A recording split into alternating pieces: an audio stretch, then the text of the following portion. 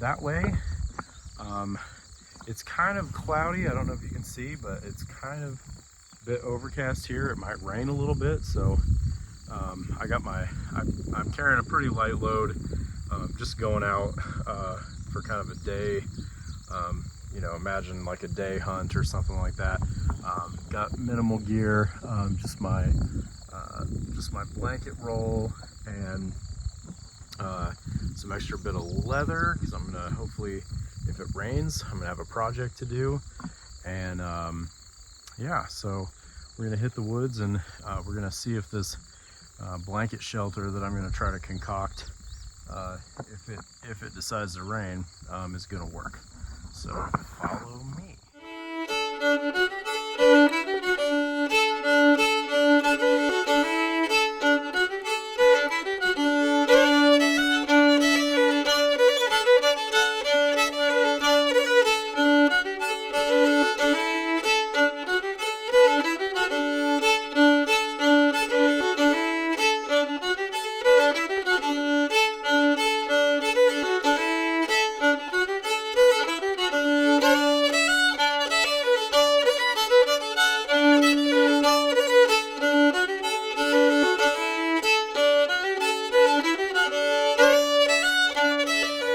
So it still looks like it could rain a little bit, but right behind me, I found 2 trees that I'm gonna try to put a line between. I'm gonna use my tump line, and I'm gonna clear all this out and hopefully get the blanket up over it, so it kind of gives it a nice, you know, so I kind of have a nice shelter right here from the rain. So if it gets real heavy, you know, hopefully that'll stop it. You just can't totally escape modernity. The plane goes overhead, but that's the plan. So I'm gonna get out my axe, and we're gonna go to work on some of this brush back here and clear this area out.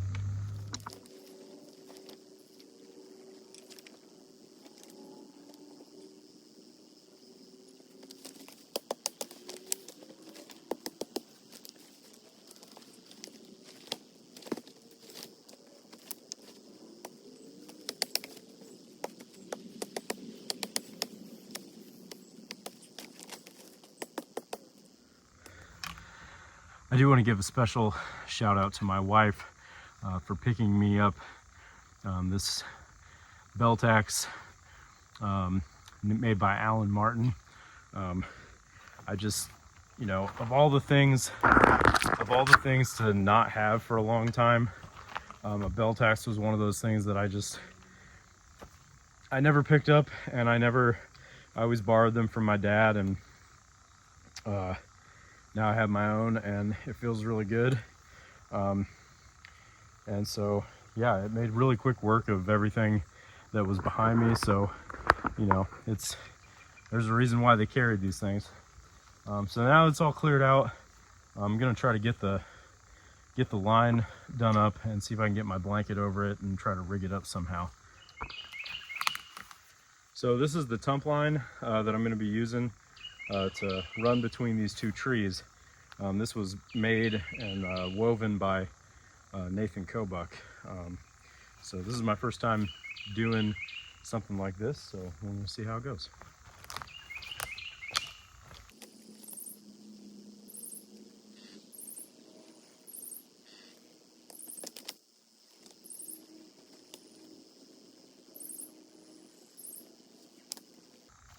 All right, so I'm gonna take my blanket, and I'm just gonna kind of make a little kind of wedge tent over it.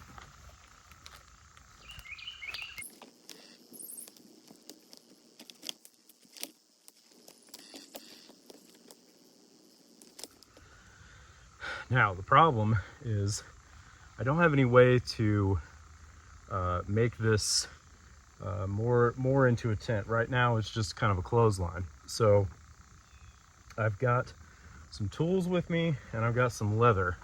So what I'm going to try to do is I'm going to try to make some leather wangs that I can then use as a as lines to run off and cut some stakes and kind of get it staked down so that it looks a little bit more like an actual shelter.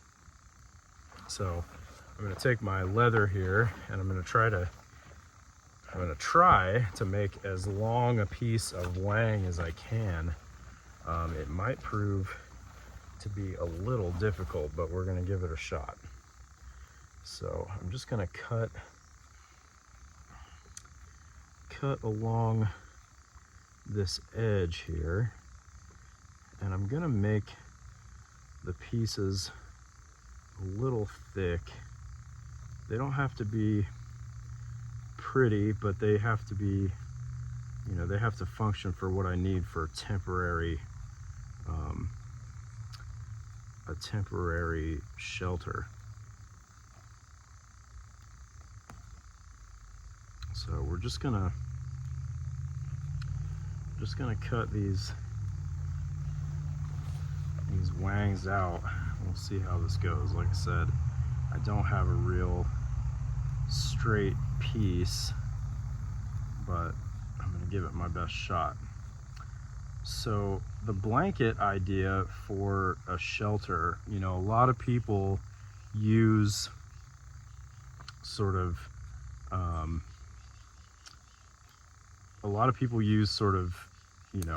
various things when they're doing this kind of stuff as a shelter. They'll use some kind of a painter's cloth or some sort of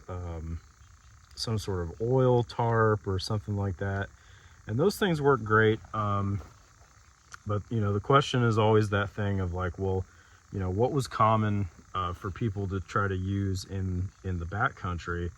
And Cresswell writes several times about using blankets as shelter, and it's mentioned in other sources too. So that's kind of the reason why you think like, oh, so prepared, and everybody back then was just so ready for this stuff. Well, that's true in one sense, but in another sense, it wasn't as glamorous as all that. A blanket could do what you needed it to do in any given situation. So basically turning a blanket into a tent was not a bad idea. So that's what we're going to try to do here, turn it into a tent. I don't know if the rain is going to come. It seems as though it's maybe not going to be as big of a deal. So I need to cut 4 of these, so that's what I'm going to do. And when I finish that, I'll be back. All right, I got my leather wangs cut out, and we're just going to try to see if we can't tie these up. I'm going to cut some stakes real quick, and then I'll be right back.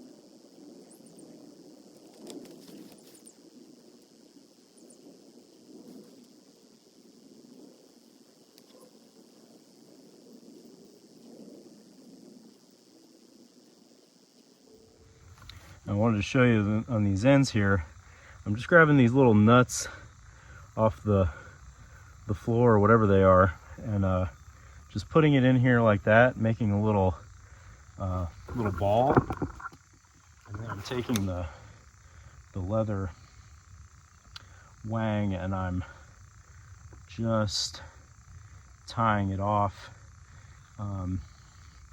just a little bit there. And then that's all it is.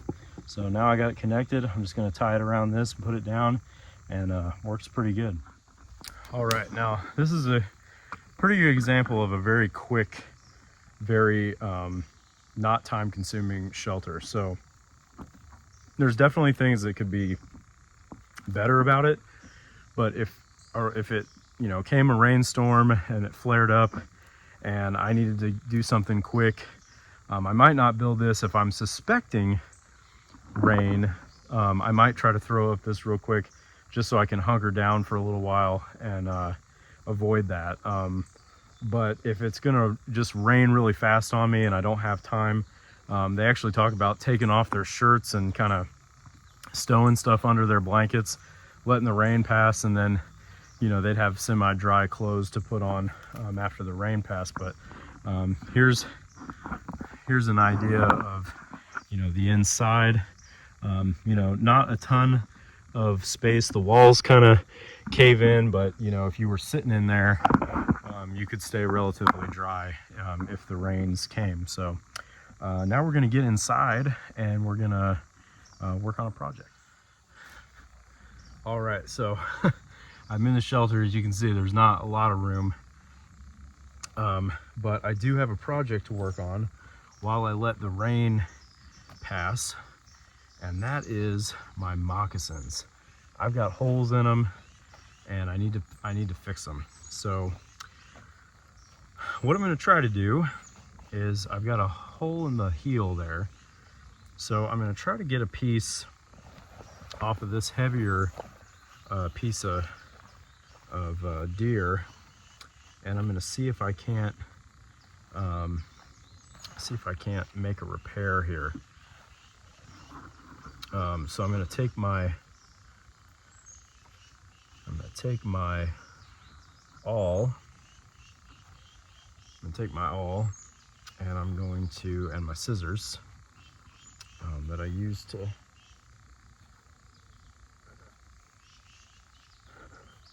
cut out the wangs, which should be around here somewhere. I highly recommend always putting stuff back where you got it out of your pack when you're doing stuff like this. Get a little more comfortable here. So, gonna get my hair up out of my face.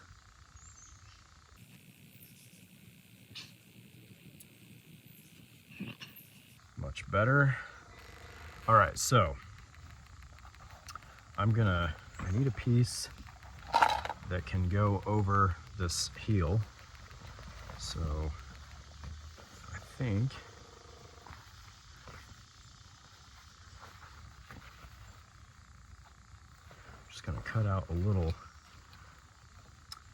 patch that I'm gonna fit to the shape of the heel. So cut along there. And this is the kind of stuff that you can, you know, you can really get out in the woods and do yourself. Work on projects in the woods while you're just kind of sitting in camp. You know, Cresswell talks quite a bit about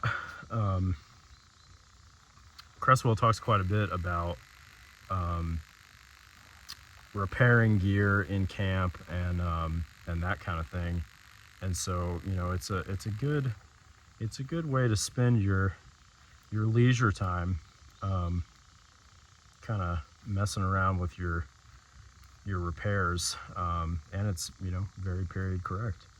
You know, you think about the wear and tear on gear and clothing as you know, traversed around the backcountry, and I can only, you know, you can only imagine all the snags and tears that you would have inevitably run into. So that's looking pretty good. I've got like a little heel on the back of here, so I'm gonna start taking my awl and using that to sort of punch through here and and make these repairs. So I'm starting to get the moccasins patched up. I've got a patch inside there, and I'm just stitching around. Not the most ideal material I'm using. I'm just using some linen thread to kind of go in and do the repair.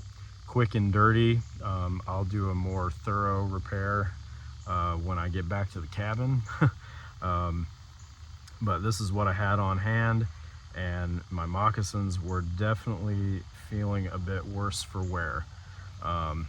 So it's pretty, I don't think I'm in any danger of the rain coming as I thought I was. So I'm just kind of hanging out here doing this repair.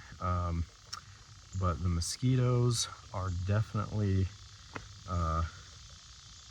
rough. I'm much tormented by them, in the words of Cresswell. But he was talking about ticks.